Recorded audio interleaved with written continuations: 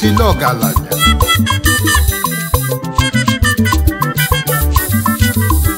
ọgaranya ji enyi wee chi ọzọ ọ bụ tata bụ 24th of April i mere +1 I wee na-enote 17 years ịlụlụ nwanyị anyị na-asị ka Chukwu gọzie gị n'ego ogologo ndụ na isi ike kpesa Igbo lenu nwa ka nwa o lenu nwa ka nwa odogwu chi gọzila agọzi Ifeanyịdo nwa obi Chukwu oji ọfọ Nnewi n'ojebe ojelu mba dute mmiri o Igbo lenu nwa ka nwa o lenu nwa ka nwa odogwu chi gọzila agọzi Ifeanyịdo nwa obi Chukwu oji ọfọ Nnewi n'ojebe ojelu mba dute mmiri o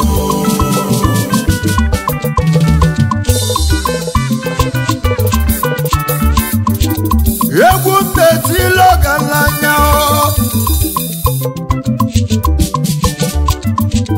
odogwu chi gọzila agọzi ọgaranya jelu maka ulu mmiri ụwa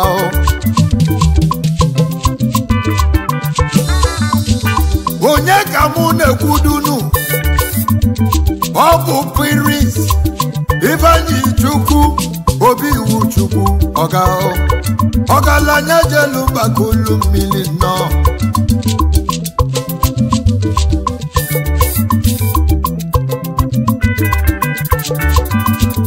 ọ na-amụlụ nwa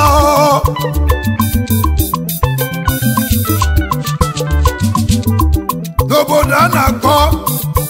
obi ụnọ nke dị na Nnewi ụwa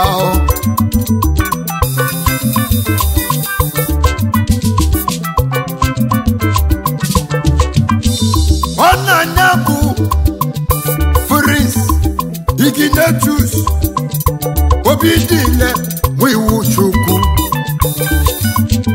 onye na-akpọ onye ya emela onye ma eli ya na ndụ enwekene kokene ụwa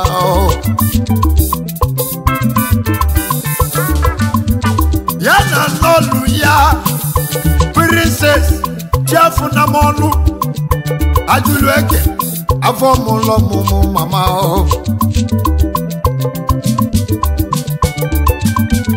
ezi mama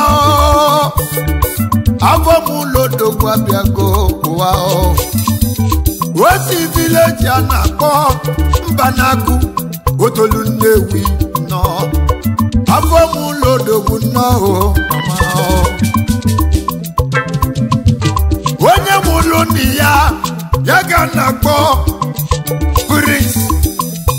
Udegbunam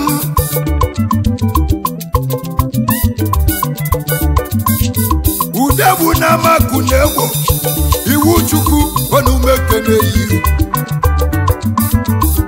eze anyị ji ọha odogwu eze ọnwụ melu ezi baba alabago ude gị na ndụ ude n'ọnwụ papa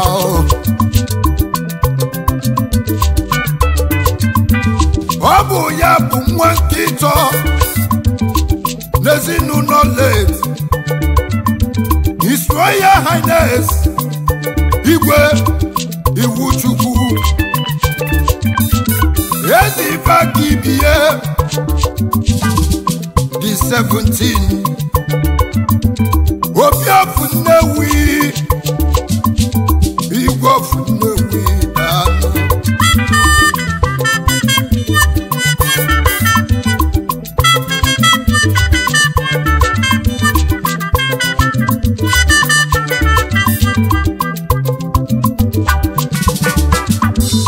ezi Ifakibie n'ọnya mụlodogwu Igwe Rizu the first eze ụgbọ Nyamba eze ụgbọ Nyamba n'ọnya bụ diọkpala ezi Ifakibie igwe iwu chukwu ude gị na ndụ ude n'ọnwụ ezigbo onye mba na ọ bụ nya bụ papa nnukwu to His Royal Highness Igwe Dr. K.O.N. Igwe Rizu Dito Igwe of Nnewi n'ọnya bụ nwa to let His Royal Highness Igwe iwu chukwu ezi ife kibiye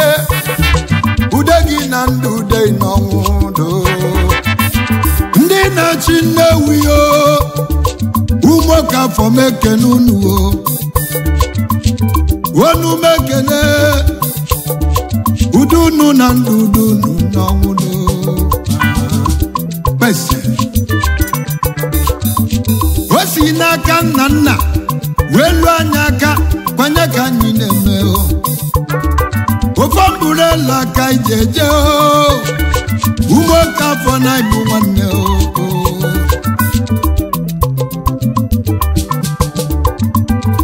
ọ bụ nwa unu Prince Ifeanyi Obi iwu chukwu anyị tụrụ ya oji ọfọ ọ bụ nya n'elu otu o kwelu unu nkwa na ọ bụrụ unu mepele ụzọ na ya ga-eme ka afọ unu dị lete ụwa daa Igbo lenu nwa ka nwa odogwu chi gọzila agọzi Ifeanyi ụmụ obi iwu chukwu oji ọfọ Nnewi ndochebe ojele mba kute mmiri Igbo lenu nwa ka nwa odogwu chi gọzila agọzi Ifeanyi ụmụ obi iwu chukwu oji ọfọ Nnewi ndochebe ojele mba kute mmiri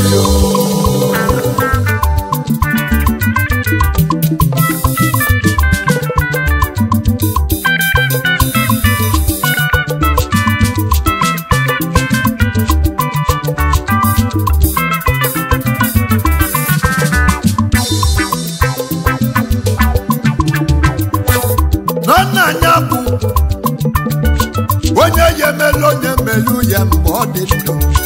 enwekene ka okene nnanya zara afụfụ oge fagbala ọsọ n'ugwu Awụsa ya webata obodo wee jebe Lagos ebe anwa ka o bidoro ndụ nye na n'ụlọ ya ajụlụ eke chiafụ na mọnụ bawebili n'udo ụwa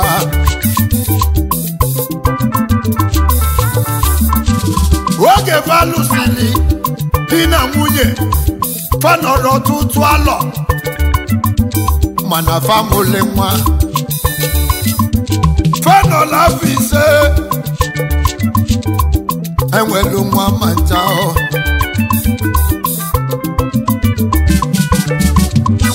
ha wee bili n'udo welebe Chukwu anya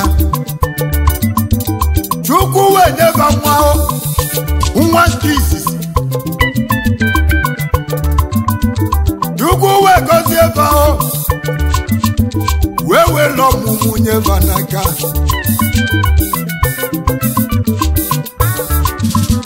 Kabamu si n'odogwu oji ọfọ Nnewi oji ọfọ wee meghe ụzọ nwa wee bịaba ha mesa dite naanị ọtụtụ ụmụ nwoke dị ya ụmụ nwanyị nọkwanya ụmụ bịala ụwa onume kene bawe bibe wezuba nwa n'akwụkwọ na Lagos ka ọgụlagụ bagụlụ ya na primary school otu esi azụ nwa ka ọ gụsịrị praịmarị skuul eziokwu na omere ọfụma ha weziga anya na sekọndịrị na omere ọfụma o wee jekwuo dị mahadum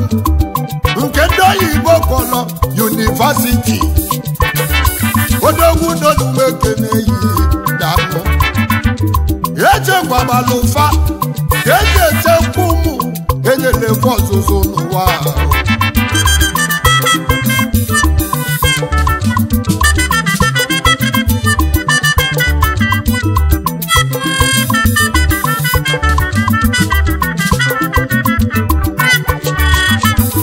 ọsị nke n'elu ihe ụmụnne ihe onume kenunu ezi nwanne unu kenelu unu na-anụ ojofosi m kenunu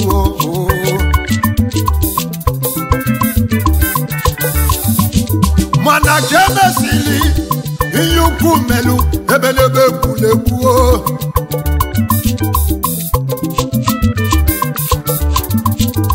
ezi nwanne ihe nke a na-akpọ onye dịka chi eziokwu na ọtala fufuli nne ọrịa na o juru ya lụọ oge ọ bụ na nọ n'ụlọ ọgwụ papa na-ebe mama na-ebe kedu ibe mmelụ nrili ụwa oge ọ bụ na ya na-ebughalị nwa mana emesili Uchechukwu n'omeleme ezi broda alabago n'ọlabago ude ya na ude ya n'ọnwụ broda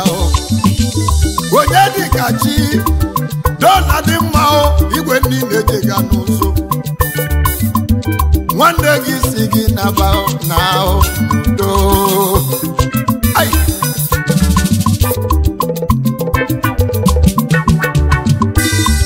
kemesili ojofo webu n'ihe wee bido wee zọba onwe ihe oje n'obodo a na-akpọ Ọstra ebe anwa ka oje ezọba onwe ihe ọ zọbala onwe ihe wee megide wee zọta onwe ihe wee ruo n'ofu ụbọchị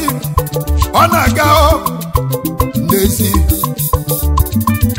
n'arọ 2006 ọ na-eje na Ọstra o jekwudela ọlọnya onye a na-akpọ Ngozi Ọfọ onye si na village a na-akpọ Obuneini nke dị n'Oji River local government Enugu steeti nyana lọni nyagbaba o wee daba anabu welubo nweba mana tata aba lọlunya n'ọbụ princess Ngozi Obiwuchukwu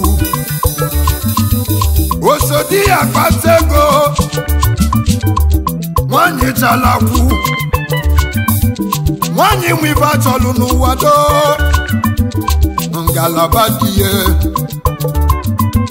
nwanyị aka ya kwụ ọtọ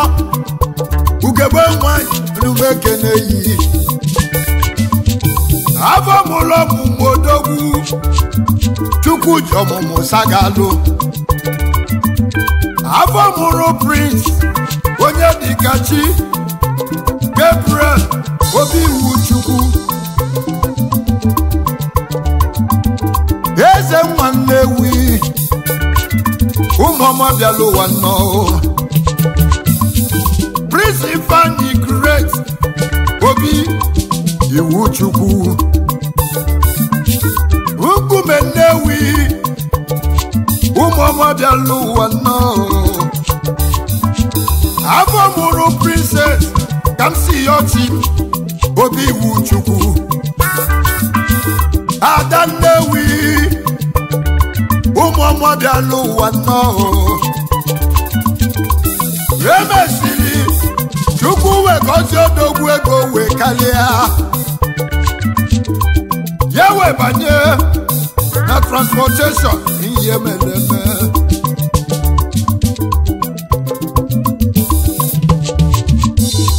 o nwere ọtụtụ ibe o nwere transportation o mekwere investing na stocks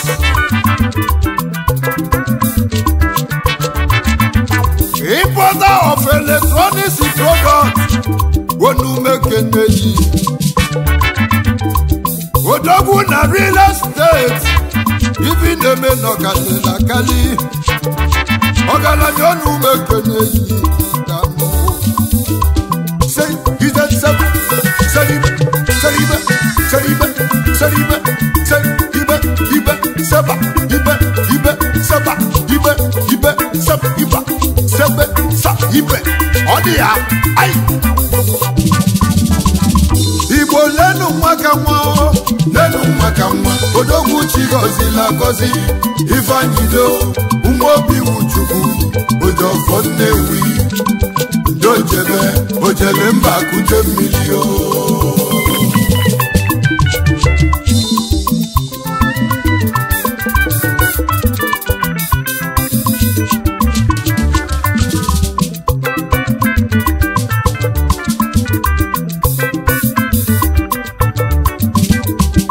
Nkene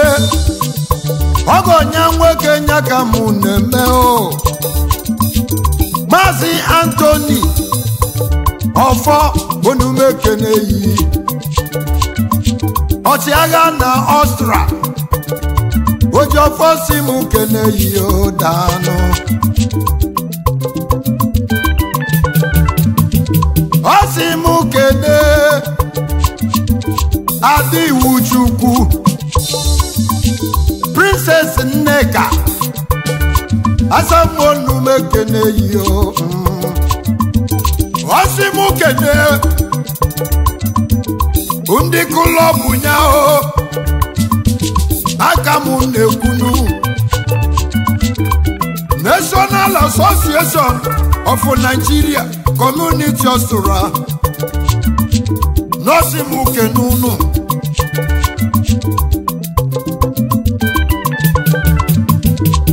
Simukene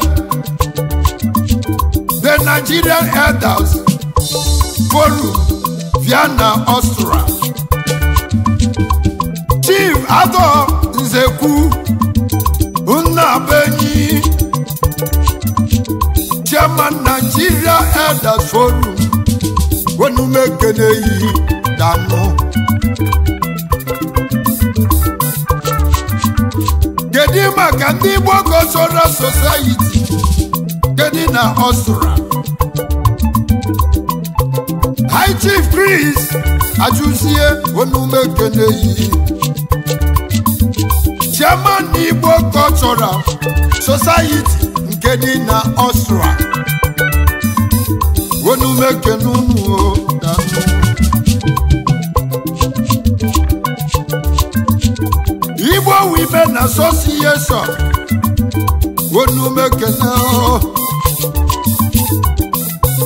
Mrs. Nneka Ibe Wazukiwe Ugodi na Beze Chairperson Igbo Women Association dị na Ọsụra Ndamo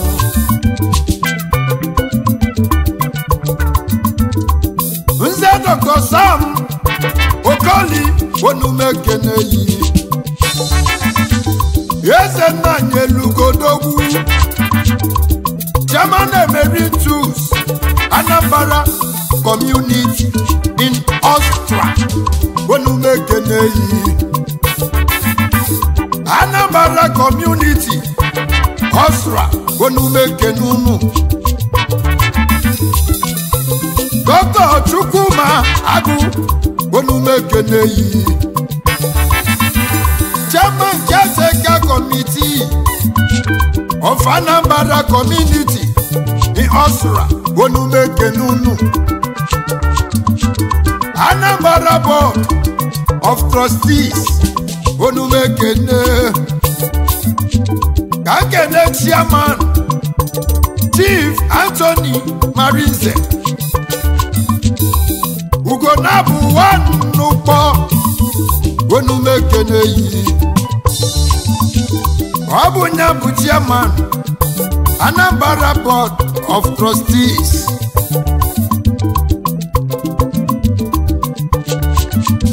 Kaija kene ndị odogwu Anambra Youth in Osra onumekene unu Osimu kene Itri chairman of Anambra Youth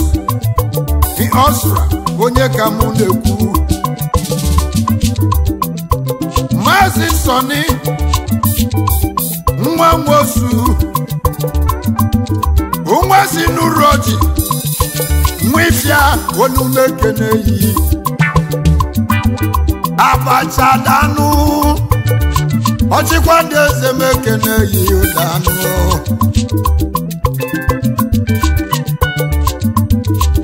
ogbuebichi gọzie okoyi onumekene yi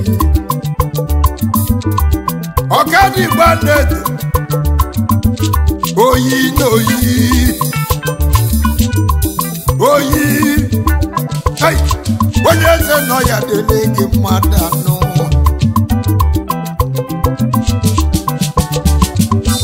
Chairman Emeritus Anedo Family Meeting nke dị na bịa n'Ọsụra Odogwu onye eze nọ ya dele gị mma oyi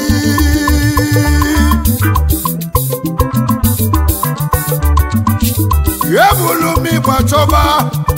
ndị odogwu onumekene unu Anedo Family Meeting n'Ọsụra ebe anwa ka mbuli gbachebe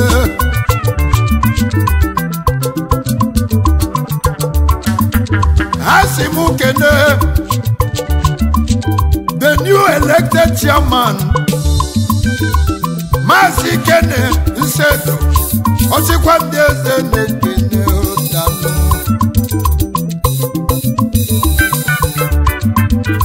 ebulu m ịgbajebe ihe ala local gọọmenti bịa na Ọsụra wenumekene unu uwe na-ekene Chief Onyeka Egocha onumekene yi ogweghị ngola dị ogalanya je iwe chi ọzọ CEO Ego White Global Limited Chairman Iyala Local Government Viana Ọsụra Osinkele n'udo Osikwa mụ kene all the executive members in Iyala community nke dị na Ọsụra olumu n'okene n'unu odanụ onye jọfọtụ onye ojọfọ Nnewi ide ojọfọ Nnewi ojọfọ Nnewi Kediba itiri unya ojala mba kute mmiri aya ide seba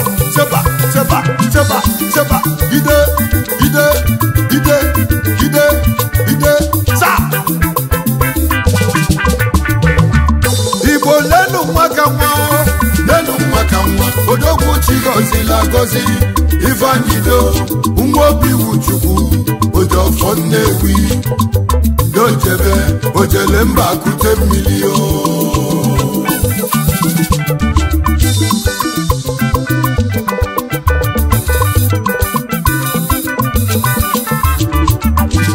Kamukene Secretary Iyala LGA Vianos Kamkene High Chief Aba Mevuna Ndu Chukwe obi nwanne o aga nedere anya akwụkwọ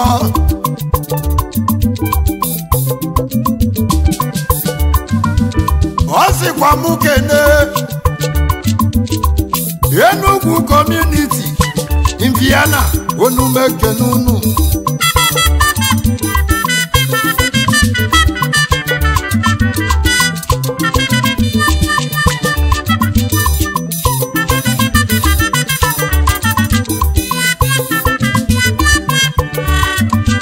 Gangene chairman Chief Buron Okolo Chairman Enugu community Yana Osura Yebulumi Bachobando Dogu Olendika Munaso Abia State community Wenumekenunu Gangene chairman High Chief Emmanuel Ejimunkonye Akunesi Obike Onye nwere gị n'onwere ibe ụdanụ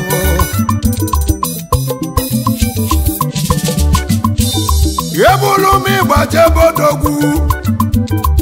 ka m kene ndị Royal Parliament Fiana nke dị na Osra ka m kene chairman Mr. Peter Ozochukwu Denka Nnewi Danu aka na-alụ agụ odogwu jele mba bilio otichala mgbadaji nke izizi of Igbo land Chairman Royal Parliament Club nke dị na Vienna Austria Kamuke Nekwodogwu Aba Original Vice Chairman Royal Parliament Yesudo one of Ugweke Bende nke dị na Abia State Papeji Mato Odogwu Onumekeneyi CEO Ochiman Automobile Organonu Mekeneyi Organo Ayi Ebulumi Bachobodogwu Chief Ikechukwu Ofo Odogwu Siamansi Oga ebe nwa nke iseje onye ọma meyo nke izizi nwanna Vienna ụdanụ ọ sịkwa mụ kene ndị obi nwanne Press Club of Vienna ka mụ kene chairman Chief Emeka ọ natara dike mma Onumekeneyi Chairman obi nwanne Fresh Club gedi na Vienna Austria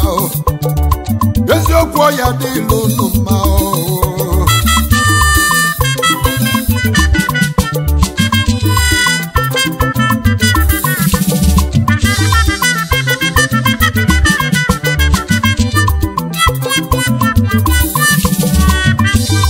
Osikwa mụ kene Omenife All Stars Football Club nke dị na Vienna nyesi mụ kene go na ndị manager na ndị members ndị so na Omenife Football Club nke dị na Vienna Austria ụwa ofu onye otu anyị eziokwu nọ n'alụ mmụọ anyị wenefu udo ya na n'ụdị ya n'ọnwụ eziokwu igwe niile dị ga n'ụzụ nwanne la dị mma ụwa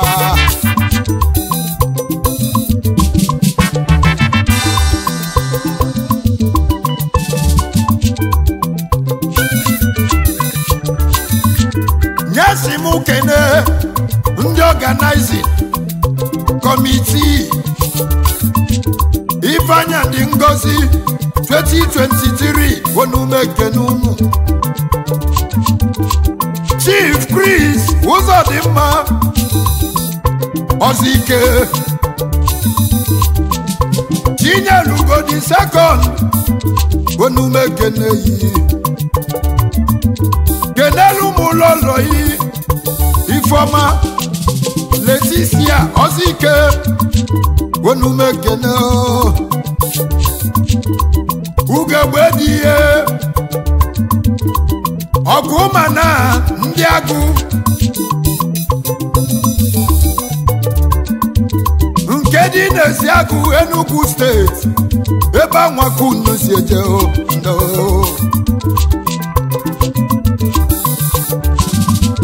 kedu maka Francis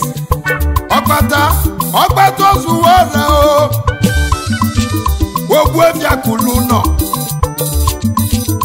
Abaga na Kiseje General Secretary Njikoka Dunu Kofia Welfare Association Onumekeneyi General Secretary no Oda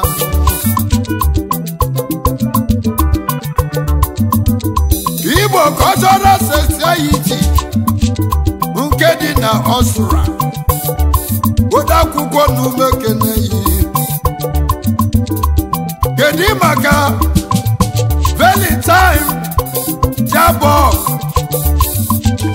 Anya Fulugo nke izizi na Nnewi Osimu keneliye Ụmụada Enugu steeti ndị nyelu nyaka ifu na mmemme galu n'ilu ụmụada onume kenunu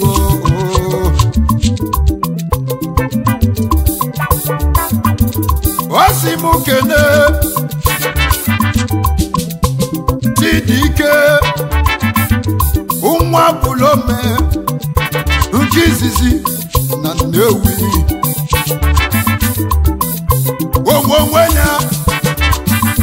onwenya na-atụnye egwu bịa n'ọsụra ka isi eje ọga eziokwu bụ ndụ onye etiti onume keneyi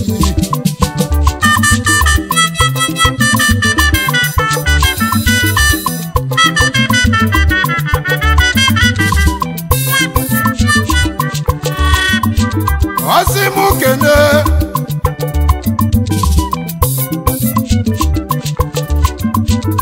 ndị members niile ndị na-enye nwunye aka Ifeanyi and Ngozi ndị na-eme ka babu na ya chọrọ ime na ya eje n'inuo oji ọfọsi mụ kenunuo daanụ Osimu bụlụ ịgba mujebe Nnewi ka muje kene nwanne ihe muje kene ọkụlụ nya His Royal Highness Igwe Dr. K.O.N. Oris Igwe the third of Nnewi onume keneyi obi ofo toluo onye zọ ya dịlị gị mma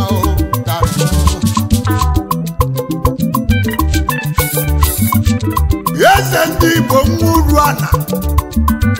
na mụ kenelu unu asị mọ ya dịlụ unu mma ụna gbese ebulu m ịgba chọbodogwu uru ana ka m na-eje ka nje kene ezi nwanne m jelu mba bili Prince Azubike Mwilo n'obi DJ Jakarta the magic finger okwu ego eziokwu n'ume keneyi ogine melum Jakarta du police ga-emelu gị nye eziokwu nwanne m dano ai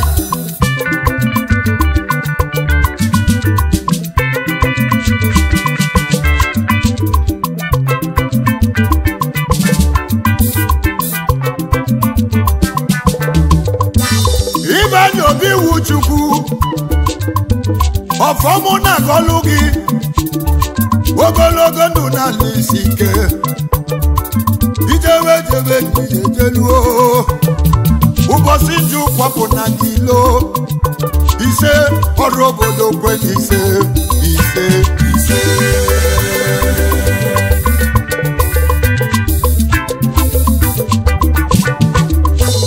ihe adịrịrị ndụ wefu ụmụ gị ọ bụ n'ịzụcha nwa gị nọ ya zụ gị otu isi kwunye ka ọ ya dị na-eke wee dịkwa n'oyi ọ ga-adị n'afọ wedịrị na nkwọ aya na anọ ụbọchị na anọ ihe ọma ya eme na m kwuru ize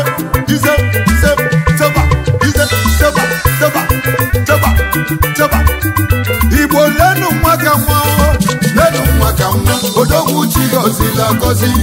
Ifeanyido nwa obi Chukwu Ojofọ Nnewi dochebe ojele mba kute mmiri Igbo lenu nwa ka nwa odogwu chi gọzila agọzi Ifeanyido nwa obi